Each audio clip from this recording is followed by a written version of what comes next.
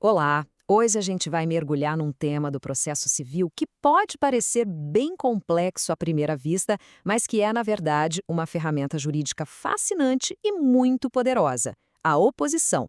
Garanto que, ao final desta nossa análise, vai ficar bem claro como e por que ela funciona. Vamos lá! Bom, para a gente começar a entender, vamos imaginar uma situação bem prática. Pensa só, tem uma briga na justiça por um carro clássico. Alice está processando o Beto dizendo que o carro é dela. O Beto se defende dizendo que não, o carro é dele. Só que tem um detalhe, o carro não é nem da Alice nem do Beto. O verdadeiro dono é uma terceira pessoa. E aí, como essa pessoa faz para proteger o que é seu? É exatamente para isso que existe a oposição. É literalmente a ferramenta que permite que essa terceira pessoa, o verdadeiro proprietário, chegue no meio do processo e diga: opa, com licença, pessoal, esse carro aí não é de nenhum de vocês, é meu. É uma intervenção que muda completamente a dinâmica do jogo, sabe? Para a gente organizar as ideias, nosso roteiro vai ser o seguinte: primeiro, o conceito central, para entender a base de tudo. Depois, os dois caminhos que a oposição pode seguir. E vamos ver como o tempo é crucial aqui. Na sequência, vamos entender quem é quem nessa história, diferenciar a oposição de outra figura jurídica bem parecida para não ter confusão. E por último, vamos ver por que entrar como oposição. É uma baita escolha estratégica. Ok, vamos começar pelo básico, pelo fundamento. O que de fato acontece quando uma oposição entra em cena? Então, a oposição não é só uma opinião, um palpite no processo. Ela formalmente amplia a discussão. O juiz, que antes só tinha que decidir entre Alice e Beto, agora tem uma terceira alegação na mesa, a do verdadeiro dono, que na prática está processando os dois ao mesmo tempo. Isso, claro, torna o caso mais complexo, mas a ideia é genial: resolver tudo de uma vez só, para garantir a segurança jurídica. Agora, um ponto fundamental: o tempo. O timing aqui é tudo. O momento exato em que a oposição é apresentada vai definir todo o procedimento. Não tem um caminho só, mas sim dois caminhos bem distintos. Primeiro, é bom saber que existe uma janela de oportunidade, né? Desde que o processo começa até um pouquinho antes da sentença final sair, o terceiro pode apresentar sua oposição. Mas o momento exato dentro dessa janela é o que vai determinar qual dos dois caminhos vai ser seguido. E aqui estão eles, os dois caminhos. Olha só, se a oposição chega antes de começar a audiência de instrução, aquela fase de ouvir testemunha, produzir prova, sabe? Ela é chamada de interventiva. Ela simplesmente entra e corre junto no mesmo processo. Agora, se ela chega depois que a audiência já começou, aí a coisa muda de figura. Ela vira autônoma. E isso significa que um processo novinho em folha é criado para ela, correndo em paralelo. O caminho da oposição interventiva é o mais direto, é o cenário ideal, né? Mais eficiente. Como a produção de provas ainda nem começou, dá para aproveitar toda a estrutura do processo que já existe. Aí, o juiz analisa tudo junto e resolve tudo numa tacada só, numa sentença única. É a economia processual na sua melhor forma. Já a oposição autônoma é um pouco mais complexa. Pensa bem, a coleta de provas já está rolando. Não dá para simplesmente enfiar uma nova ação ali no meio. Então, o que se faz? Cria-se um processo novo e o processo antigo fica suspenso, congelado.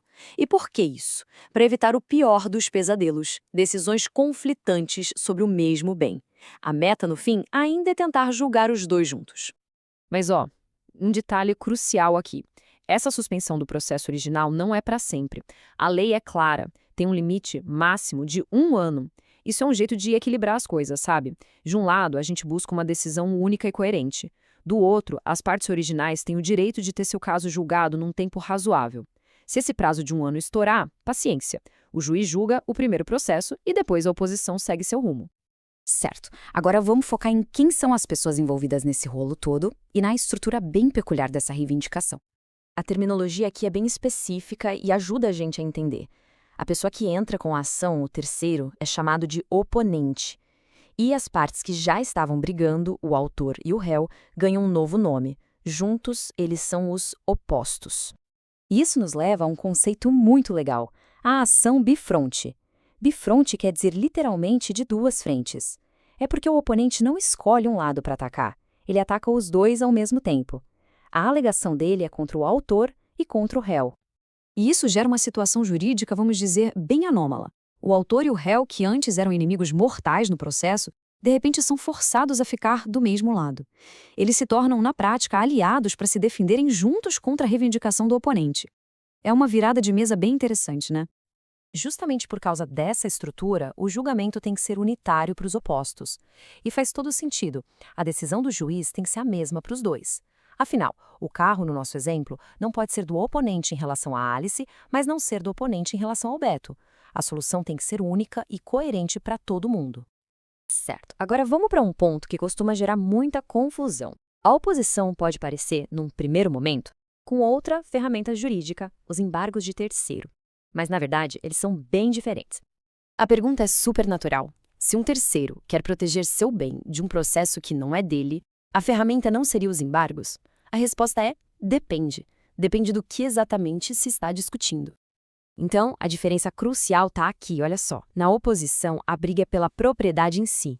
O oponente quer que o juiz declare que ele é o dono e ponto final.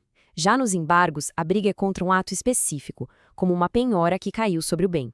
O objetivo é só livrar o bem daquela constrição judicial. Resumido de um jeito bem simples, a oposição resolve quem é o dono de uma vez por todas. Os embargos resolvem um problema pontual de um ato de apreensão judicial. E para a gente fechar, vamos pensar na oposição não como uma obrigação, mas sim como uma escolha, uma estratégia. Pois é, ninguém é obrigado a entrar com uma oposição. O verdadeiro dono do bem, quando descobre que tem gente brigando pelo que é seu, tem uma escolha a fazer. Ele pode entrar na briga agora, ou pode simplesmente sentar, esperar o processo acabar e só depois processar quem quer que tenha ganhado. E essa escolha tem prós e contras, claro. Intervir agora, com a oposição, é bom porque resolve logo o assunto e dá para até pedir uma liminar para proteger o bem.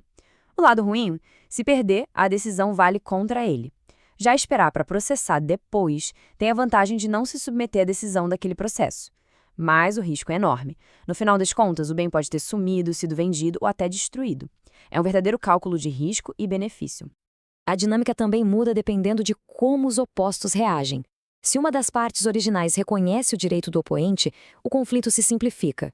Por exemplo, se o autor diz é verdade, o carro é dele, a ação original perde o sentido e o processo segue só entre o oponente e o réu. E, no melhor dos mundos, se ambos reconhecem o direito do oponente, o juiz só homologa e o caso acaba para todo mundo. E para a gente fechar com chave de ouro, essa citação do grande jurista Cândido Rangel Dinamarco resume perfeitamente a lógica da oposição. A vitória do oponente, por natureza, já significa a derrota do autor original. Pensa bem, se o juiz decide que o carro é do terceiro, é logicamente impossível que ele seja do autor que entrou com a ação. É essa relação de prejudicialidade que define toda a estrutura e o propósito dessa ação tão singular no nosso direito.